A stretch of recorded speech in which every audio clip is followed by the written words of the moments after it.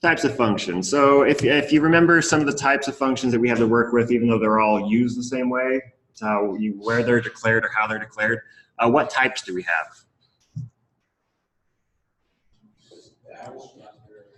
We have a fat arrow. I think I heard that. That's the ES6 type function that looks like that. We have declarations that use the function word. We have the expression that says something like const my function equals a function. Okay, not expression. What else? Function with no name. Anonymous. Function with no name. And then we covered one other one. What do you call a function that has... I didn't have to finish. What is a callback, Chris?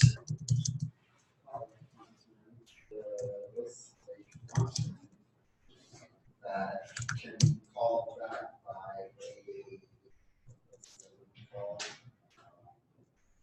Oh yeah, the other higher order. Yeah, so simply put, a function that is passed into another function as a parameter. And that function that's receiving it, as you said, is higher order. So a function that is passed into another function as a parameter, and a higher order function is a function that either receives a function as a parameter and or returns the function. So these are all the types of functions we're really working with. And fortunately enough, I think that's the end of the list. That's the functions we have. What's a little hard about it is they all look the same. They're all functions. So why do we have all these different categories of functions if they're all kind of used the same way or declared the same way or called? Well, we need to really just differentiate when we're speaking about code. It is its own little language. I'm sure there's many times I speak an entire sentence and you're like, half of those words can't be English. They are. It's just trying to learn this verbiage because it is its own little subset. So all of these are just kind of the library of being more specific when we're talking about functions, where they are, what they're doing. Well, there's one more, and that is a constructor function. And that is different than the rest. A constructor function is most like a blueprint. So you think blueprints for like a building. What are blueprints used for? Shows you how to build it. Cool. Defines the structure.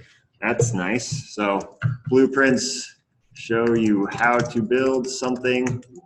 They define the structure of something. That is what a constructor function does, and it does it for objects, a specific type of object. So we can create a function that whenever we use it in a specific way, it will output an object. So this is the only type of function that we're going to be calling in a different way than the rest of these functions. These all, just parentheses after it, passing arguments, and we're calling it. The constructor function is a little bit different. So let's look at the syntax of how that would be used. For example, in the RPG that we'll be working on shortly, you'll be asked to, the player will be playing the game and has to randomly get into a fight with another character. That character being an enemy needs to be created on the spot so that the user has someone to play against. So something you could use for this is a constructor function, which is declared just like a function declaration. But what's the big difference between this and a regular function? We'll have,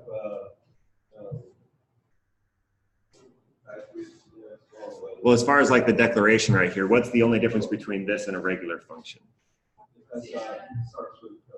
Yeah, capital letter. And this is just a JavaScript-like notation to say this is a constructor function, meaning you're not going to call it like you call these functions. It's its own little thing.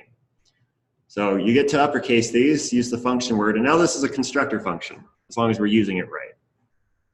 And what a constructor function takes is arguments, as normal. So I'll say each enemy has a name, and yeah, we'll go for a name for now. And then inside of the function, we need to tell the constructor how to assign that property to the object it's going to create. And we do that by using the this keyword. We'll say this.name equals name. And there's a whole lot of new stuff going on here that we may not have seen. So what happens is I can now use this function. I can pass it a name, like a string name. And what it will give me back is an object with a .name equal to whatever name I passed in. So this function's one job is to create objects that look like this. It's like a little factory. I give it a name, it gives me an object that has that name in it. And I can pass in as many properties as I want. If, let's see, my enemy also needs health, so we know how much health the enemy has. We'll tell it to assign the health the same way. And now if I use this function and passed in Steve and 20, I'd get back an object that looks like this. So constructor functions, little factories that produce objects that all look the same. They just have different values because that all depends on what we're passing in as parameters. So that's the gist. We're going to dive into it more. But pause here. Is there, what's new about this function? What haven't we seen before? This, yeah. This is one of those confusing things in JavaScript because, yeah, it just is. Yes, this, and within the context of this function, this, the keyword this, refers to the enemy object being created. So when I say this.health equals health, what I'm really saying is, hey, this object you're creating, make its health, its own health, be 20.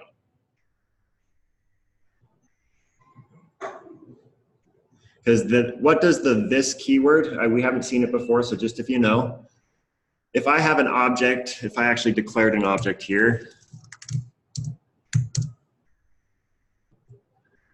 and let's say I have a method in here that says it's called speak. So the object person has a method called speak, and it console logs this. So this is our first intro to this. What is this going to console log? What would we hope this refers to within this method? Oh, sorry, this has nothing to do with the enemy right now. So this is its own standalone.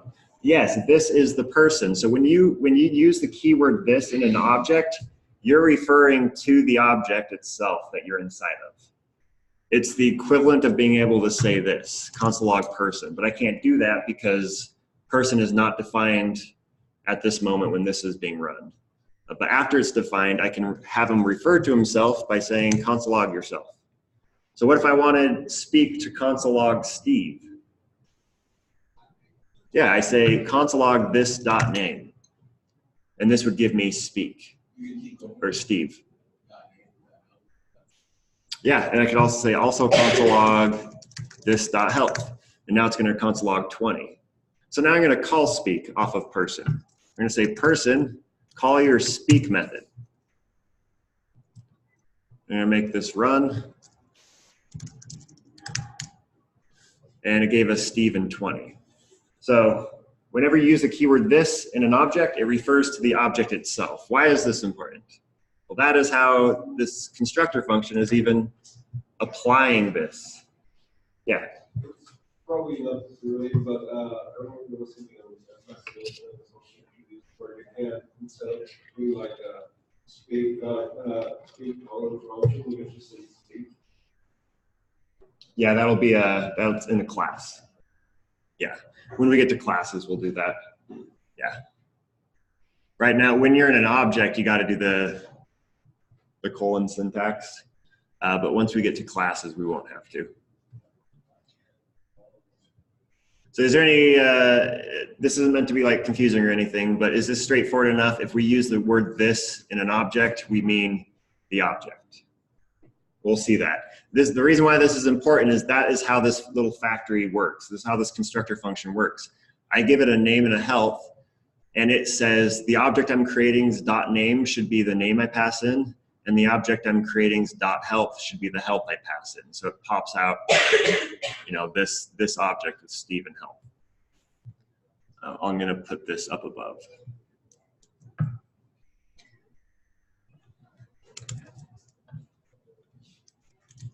This in an object refers to the object it is in. Okay.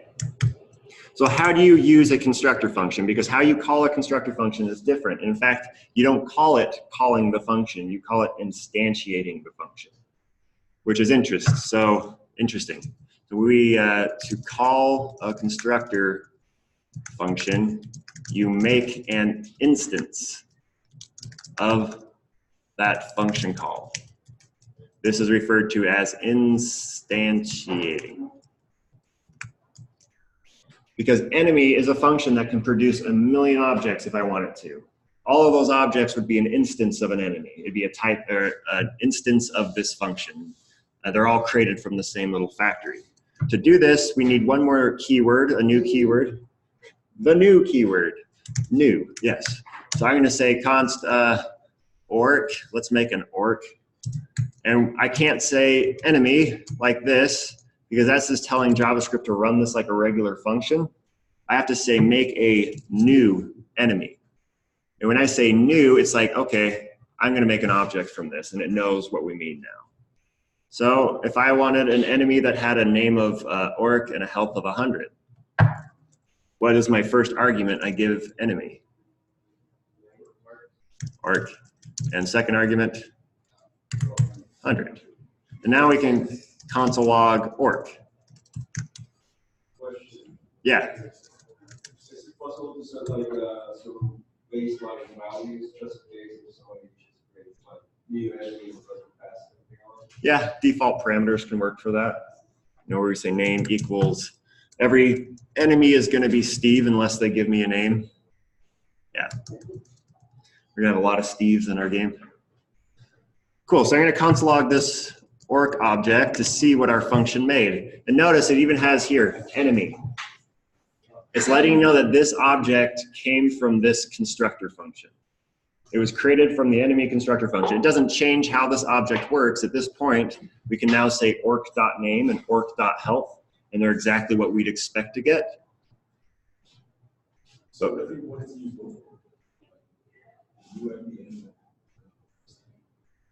which first enemy? Or this one?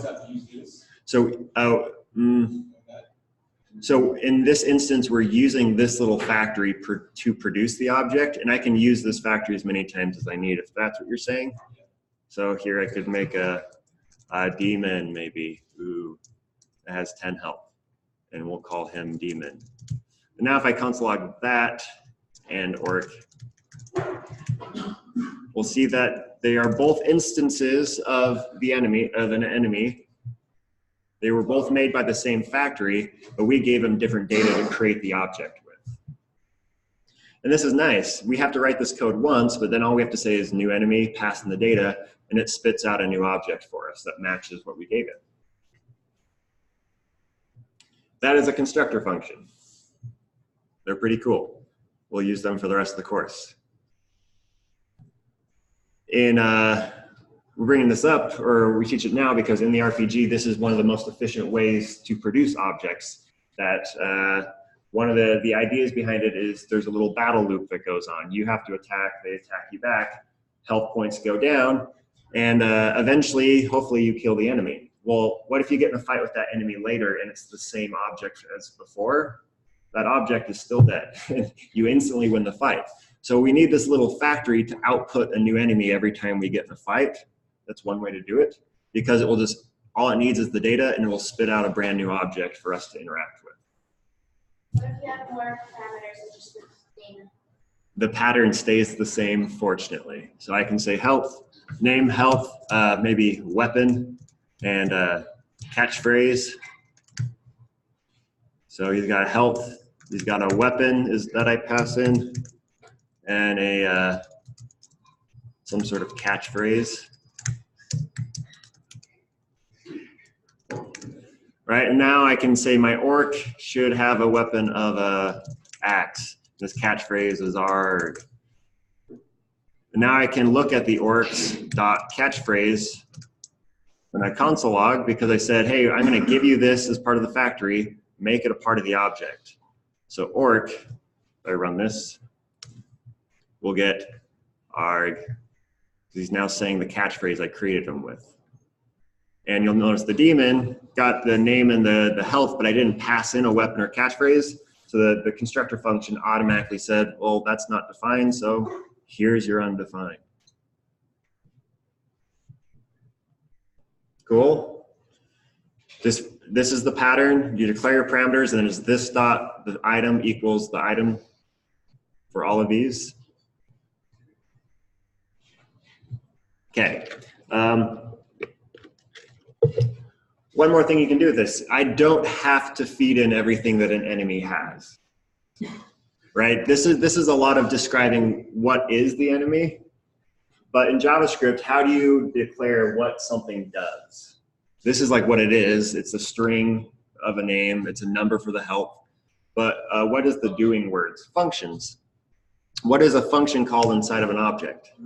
Cool. So we can declare methods for our own constructor functions that every enemy that's created with will automatically have that function.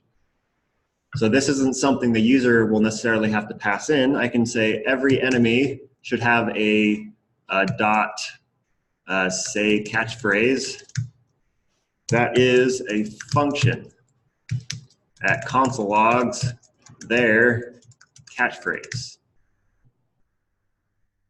So now every enemy that's created, I've given this information, but they automatically get this added to their object, which is a pre-built method that just lets them say their catchphrase. Yeah, so like in this case, I made the orc and I passed in arg as the catchphrase, the fourth argument.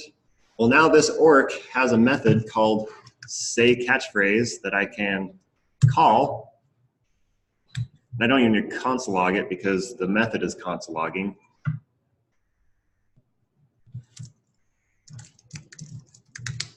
I'll get arg. Well, let's say the daemon is given a, oh boy, something. And his catchphrase is bunch of gibberish. Well, now that daemon can also say catchphrase. And what are we going to get? Yeah, whatever that is. My sporadic typing. Right, so we're creating these objects, and we only had to write how the object works once. And then what is the keyword we use to create an instance of an enemy that receives all these attributes? New. I have to say, create an orc that is a new enemy, and how should his object look? Just like this. And it has to be in the order that the parameters are expecting it. And that is ES6 syntax, correct? No, this is pre-ES6 syntax. It is. ES6 syntax brought around classes, which a little bit more deep, so we're going to take our time on it about a week, but constructor functions are how the language was built originally.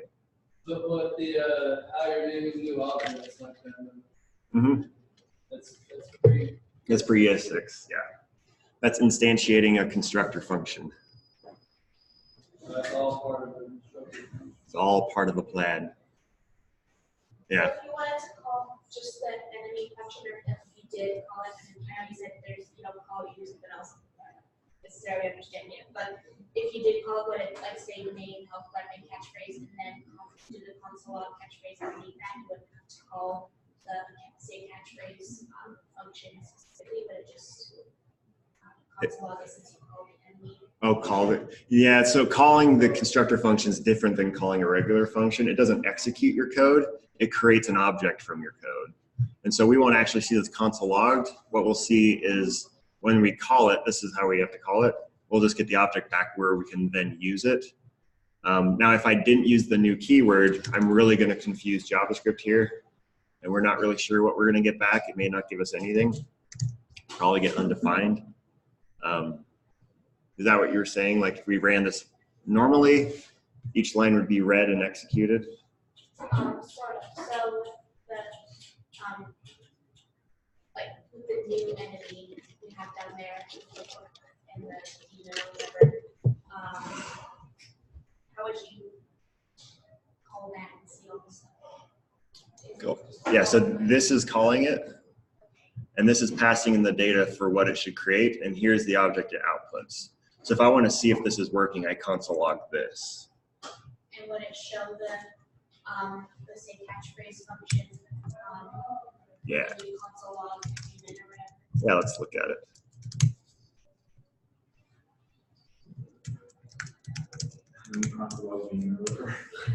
Yeah, so there's the object. It's got all their stuff, and the say catchphrase is just built into it because that's something I hard coded in the constructor function. It just shows functions for the console log. Right. This is how you'll always see a function in the console, because it could be 100 lines, so they don't show it. They just say, here's a function. If I console log this specifically, I would still just see function. Because I know we covered it really quick yesterday, so we'll hit it again. But when JavaScript reads down the page and sees a function, does it actually execute the code inside the function? No, it's only once we call it does the inside of the function get read and executed. And so when we're seeing it in the console, it's saying this is a function. When you execute it, I'll go see what it actually does. So we'll never see like the whole body here.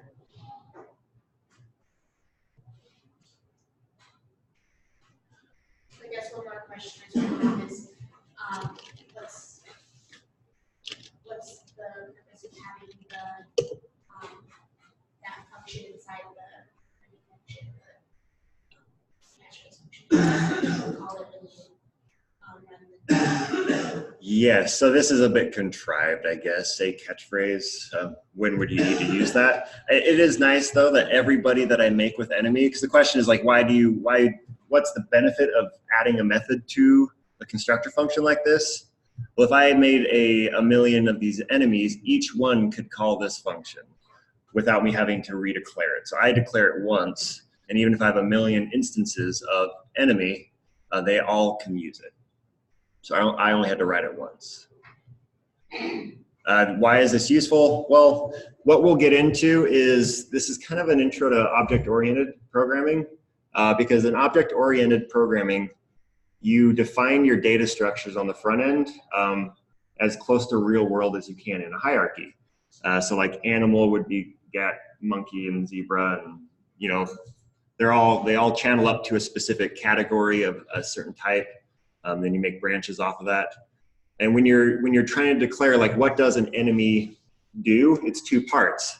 What is an enemy? Like how does it work? What's its name, health, what have you? And then what do enemies do? So every time I create an enemy, it already has its doing words built into it. So a more realistic context wouldn't be say catchphrase, it'd be something like this.attack is a function that now every enemy can call. Like I need the orc to attack, I can say orc.attack, and that's going to call a function of that enemy attacking. And every enemy would have access to it. Well, what would attack do? It'd probably generate a random number, return it. Maybe between 1 and 10. Say, hey, this enemy hurt for 1 to 10 health points, hit the other person. And we'll actually look at this in the context of the game to clear it up a bit. Yeah, and in the game, you can call the enemy to say its catchphrase. Yeah. So the point of having the attack function inside of the enemy function is that it has all the information in the enemy function into the attack function. Right, and the nice thing is I wrote it once, but even if I make, again, like 1,000 of these, let's say a fifth argument I passed in was attack power. Well, now inside of this.attack, I can say return this.attack power.